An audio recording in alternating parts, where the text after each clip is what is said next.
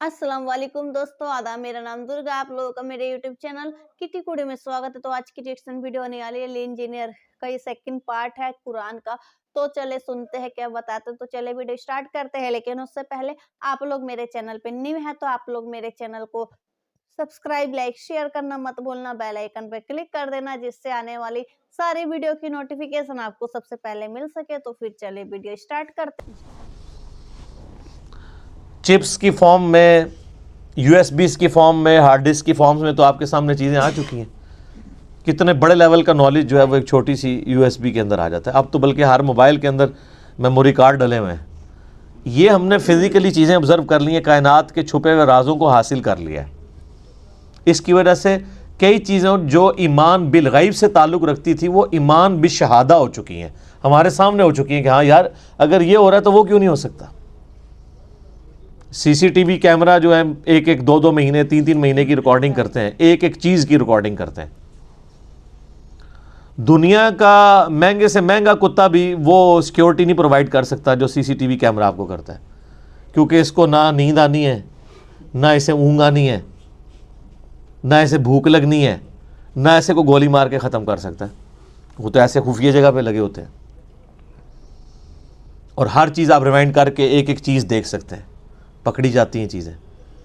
तो ये सब कुछ अल्लाह ताला ने इंसान को कान, आँखें और अक्ल के ज़रिए फ़िज़िकल फिनोमेना ऑफ नेचर को ऑब्ज़र्व करके ये सारी चीज़ें तरक्की करवाई हैं। तो इसी कॉन्टेक्स्ट में ये बात भी याद रखिएगा कि कुरान हकीम के जो पुराने तराजिम हैं उनमें जहाँ जहाँ हमारे बुज़ुर्गों से साइंस की इल्म की कमी की वजह से गलतियाँ हो गई हैं, वो गलतियाँ आप कुरान के खाते में नहीं डालेंगे। कुरान के सिर्फ टेक्स्ट की गारंटी है कि ये महफूज है। अगर कुरान का तर्जमा किसी ने ऐसा किया जो उस वक्त के लिमिटेड साइंस के नॉलेज के तहत उतना ही किसी को इल्म था, तो वो अब कुरान के खाते में नहीं डाला जा सकता। उस वक्त लोगों ने कितनी कितनी बातें कर दी। मसलन ये कुरान हकीम में जो सूरह लुकमान में आया, 5 उलूम का जिक्र आया, तो उसमें एक इस चीज़ का इल्म ही था कि कोई जान नहीं जानती कि माँ के पेट में क्या है। सूरह लुकमान में भी और सूरतों में भी इसका जिक्र आया।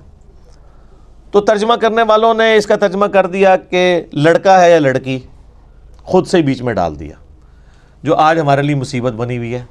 क्योंकि अब अल्ट्रासाउंड के ज़रिए काफ़ी ज़्यादा आपको इन्हीं मालूमात हासिल हो जाती हैं। हमारा तो अभी उस तरीके से यहाँ पे इतना एडवांस अल्ट्रासाउंड नहीं है, बाहर के मुल्कों में तो कलर्ड है और एक एक चीज़ वो बता देते हैं। तो वो तर्जमा करने वालों की गलती थी। कुरान हकीम में सेक्स के पॉइंट ऑफ व्यू से नहीं लिखा हुआ कि कोई नहीं बता सकता कि लड़का है लड़की, बल्कि कुरान में ये है कि कोई नहीं जानता कि माँ के पेट में क्या है। अब इसका ताल्लुक़ किस चीज़ के साथ है? कुरान हकीम में अल्लाह ताला ने सूरह तगाबुन में फरमाया, हुवल्लज़ी खलक़कुम फमिनकुम काफ़िरुन व मिनकुम मुमिन। वही अल्लाह है जो तुम्हारी तख्लीक करता है। कोई तुम में से काफिर हो जाता है, कोई मोमिन हो जाता है। यानी जब अल्लाह पैदा करता है उस वक्त तो सबको एक जैसा ही पैदा करता है। फिर बाद में हालात व वाक़यात के बाद इंसान अपनी सलाहियतों को यूज़ करके या तो बात मानने वाला बन जाता है या इनकार करने वाला। तो मुझे बताएं, दुनिया का कोई अल्ट्रासाउंड ये बता सकता है कि ये जो बच्चा पैदा होगा ये बाद में काफिर होगा या मोमिन? नहीं बता सकता। तो कुरान के कहने का मकसद ये था। इसी तरीके से ये तो एक रुख था। दूसरा रुख वो सूरह लुकमान में जो बारिश के हवाले से आया, और वो भी लोगों ने अब गलत समझ लिया इस हवाले से कि वो कहते हैं जी वो तो साइंटिस्ट तो हमें पहले ही बता देते हैं बारिश कब होगी। सर, साइंटिस्ट कभी भी नहीं बता सकते, जब होने वाली होती है उस वक्त बता सकते हैं। आज कोई साइंटिस्ट ये बता सकता है कि आज है 24 नवंबर 2019, तो 24 नवंबर 2020 को बारिश होगी या नहीं? क्यों जी? कोई नहीं बता सकता।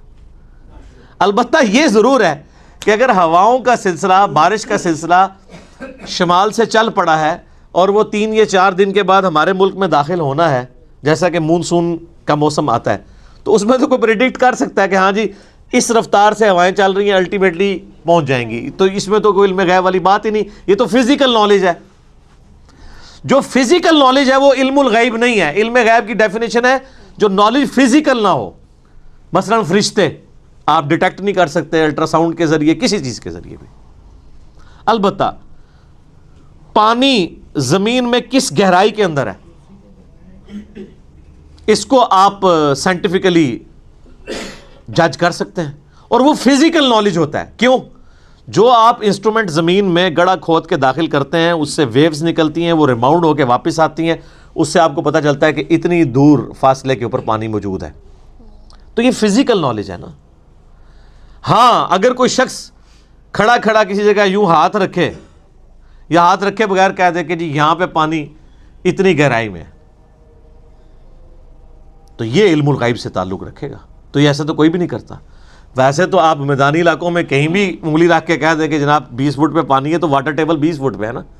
اسلام آباد یا کوئٹہ میں کوئی 20 فٹ کے اوپر پانی نکال کے بتائے تو پھر مانیں گے اس کے پاس کوئی کشف یا کوئی علم الغیب والا معاملہ ہے, جہاں پہ پانی جو ہے وہ اس کا واٹر ٹیبل نیچے ہی جاتا جا رہا ہے. تو یہ سارے فزیکل نالج ہے. فزیکل نالج جو ہے نا وہ علم الغیب نہیں ہوتا, کیونکہ وہ انسٹرومنٹس کے ذریعے حاصل ہوتا ہے, اور انسٹرومنٹ بھی فزیکل فینومینا آف نیچر کے اوپر کام کرتی ہیں. وہ صلاحیتیں بڑی ہوتی ہیں, بلکہ کئی جانوروں میں ایسی صلاحیتیں ہیں جو انسانوں میں موجود نہیں ہیں, ہے وہ فزیکل ہے. ہاتھی 40 کلومیٹر دور تک کمیونیکیشن کرتا ہے پاؤں مار کے زمین پہ, جو ویوز پروڈیوس کرتا ہے. 40 کلومیٹر دور اس جھنڈ سے الگ ہونے والے ہاتھی موجود ہونا تو ویوز کے ذریعے جان لیتے ہیں. یہ عقاب 2-3 میل اوپر سے اپنے شکار کو لوکیٹ کر لیتا ہے, اتنی تیز اس کی آنکھیں. کتے کی سونگنے کی صلاحیت انسان سے بہت زیادہ ہے. وہ ایسی چیزیں بھی سونگ سکتا ہے جو انسان نہیں سونگ سکتا. اس لیے آپ کو پتا نا, یہ جب ہیروئن کی اسمگلنگ کے لیے یا اس طرح کی وہ معاملات کو پکڑنے کے لیے ایئرپورٹس وغیرہ کے اوپر کتے, ٹرینڈ کتے, ایک وہ ٹرینڈ کتے ہیں جو چوری پکڑنے والے ہیں, وہ 2 نمبر ٹرینڈ کتے ہیں, وہ لوگوں میں لڑائیاں کروانے کے لیے. جو اوریجنل ٹرینڈ کتے ہیں نا وہ واقعی چیزوں کو پکڑ لیتے ہیں, کئی مشینیں نہیں پکڑ سکتی جو وہ پکڑ لیتے ہیں.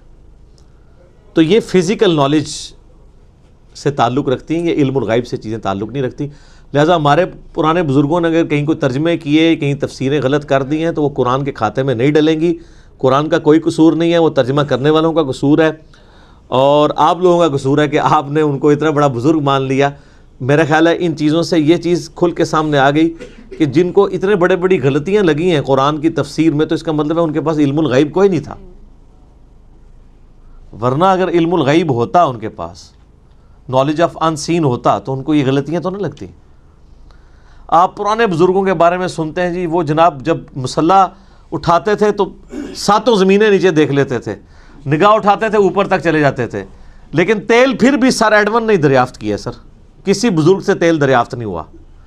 تیل تو 7 زمینوں کے نیچے ہے ہی نہیں تھا. تیل کا کنواں تو 2-3 کلومیٹر نیچے تھا, اور جہاں پہ نکلا وہ اللہ تعالیٰ نے قدرتی طور پہ نکلوایا, وہاں پہ اوپر تھا اس کا یعنی لیول. سب سے پہلا تیل کا کنواں جو ہے وہ 1758 کے راؤنڈ اباؤٹ امریکن ایک اسٹیٹ ہے پنسلوینیا, اس میں تیل کا کنواں نکلا تھا. عرب اسٹیٹس میں تو 20ویں صدی میں آ کے نکلا ہے. تو اور سب کانٹیننٹ جو سارے بزرگوں کا گڑھ تھا, کسی رحمت اللہ علیہ نے کوئی ایک کے تیل کا کنواں بھی دریافت کیا یہاں پہ کہ ان کے نام کی تختی لگی ہوتی. تو یہ کہاں زمین سے نیچے دیکھتے تھے, کچھ بھی نہیں دیکھ سکتا ایسے کوئی. تو یہ جدید سائنس نے ان کے یہ سارے کے سارے دعوے بھی جھوٹے ثابت کر دیے. تو قرآن پاک کا وہ ترجمہ اور تفسیر جو پرانے بزرگوں نے کیا وہ قرآن کے کھاتے میں نہیں ڈلے گا. کیمیائے سعادت میں اگر امام غزالی نے لکھ دیا کہ سورج زمین سے 60 گنا بڑا ہے, تو یہ ان کے لیک آف نالج تھا. آج ہمارے بچے کو بھی پتہ ہے کہ 13 لاکھ گنا بڑا ہے. اب 60 کو 13 لاکھ گنا کرنے کے لیے چلے 60,000 بھی کہہ دیتے تو ہم 2-4 صفرے لگا کے ان کو بخشوا لیتے. اتنی بڑی غلطیاں ان سے کیسے ہوئی ہیں؟ اسی لیے کہ ان کے پاس وہ علم نہیں تھا جو آج سائنس کے ذریعے ہمیں پتہ ہے. تو یہ ان کا کوئی عیب بھی نہیں ہے, اس میں ان کی توہین بھی نہ کی جائے. توہین آٹومیٹکلی اس لیے ہو جاتی ہے کہ آپ نے ان کے بارے میں کلیم کیا ہوا نا, وہ کلیم چونکہ اب جھوٹا نکلا ہے تو توہین تو آٹومیٹکلی ہوگی, کیونکہ آپ تو کہتے ہیں وہ تو جناب ہر چیز جان لیتے ہیں.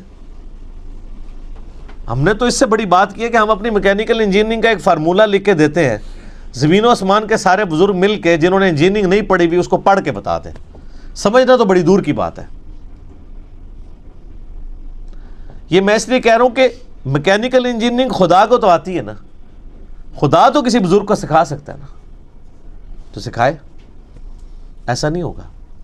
ہاں یہ کلیم اگر پیغمبر کے بارے میں کیا جائے اس کے ساتھ ہو جائے گا، وہ بھی اگر اللہ چاہے گا تو، جیسا کہ حضرت صالح علیہ السلام سے ڈیمانڈ کی گئی کہ پہاڑ میں سے اونٹنی نکلے، تو اب یہ فزیکل فنامنا آف نیچر کے خلاف ہے، اللہ نے نکال کے بتائی۔ سچ میں کتنے اچھے طریقے سے علی انجینئر جی نے بتایا، انہوں نے بتایا کہ جو سب سے پہلے جو تیل نکلا تھا وہ امریکہ میں نکلا تھا، اور انہوں نے بتایا کہ جو پہلے بزرگ باتیں بولتے تھے اس میں کئی باتیں غلط ہوتی تھی، جس کی وجہ سے کافی لوگ انہیں سچ مان لیتے ہیں، اور لوگ پھر بولتے ہیں مطلب وہ صحیح ہے، لیکن ان بزرگ کی باتوں پہ دھیان دینے کوئی بات نہیں ہے، مطلب قرآن کے اکارڈنگ چلو، قرآن کے حساب سے چلو، ہم اس میں قرآن کو دوست تو نہیں دے سکتے نا۔ اب دیکھ لیجئے کہ اوپر والے نے بولا کہ جیسے کسی کے پیٹ میں بچہ ہوتا ہے تو تھوڑی نا مطلب وہ سب کو ایک جیسے ہی بناتے ہیں، مطلب سب کو ایک جیسے ہی لیول کے بناتے ہیں، مطلب کافی جب بچے پیدا ہو جاتے ہیں یہ تو نہیں پتہ رہتا نا کہ وہ بڑے ہو کے مطلب کہاں تک چلا جائے گا، مطلب کس سچویشن میں رہ کے کس ماحول میں رہ کے وہ مطلب اچھا انسان بنے گا یا برا انسان بنے گا، کافر بنے گا، وہ اس کے ماحول کے اوپر ڈیپینڈ کرتا ہے۔ تو بہت ہی اچھے طریقے سے ایکسپلین کر کے بتایا، تو آپ لوگ بتانا کہ آپ لوگوں کو ویڈیو کیسا لگا، آپ لوگ کمنٹ کر کے ضرور بتانا، اور آپ لوگ میرے چینل پہ نیو ہیں تو آپ لوگ میرے چینل کو سبسکرائب، لائک، شیئر کرنا مت بھولنا، بیل آئیکن پہ کلک کر دینا، جس سے آنے والی ساری ویڈیو کی نوٹیفیکیشن آپ کو سب سے پہلے مل سکے۔ تو پھر ملتے ہیں نیکسٹ ویڈیو میں۔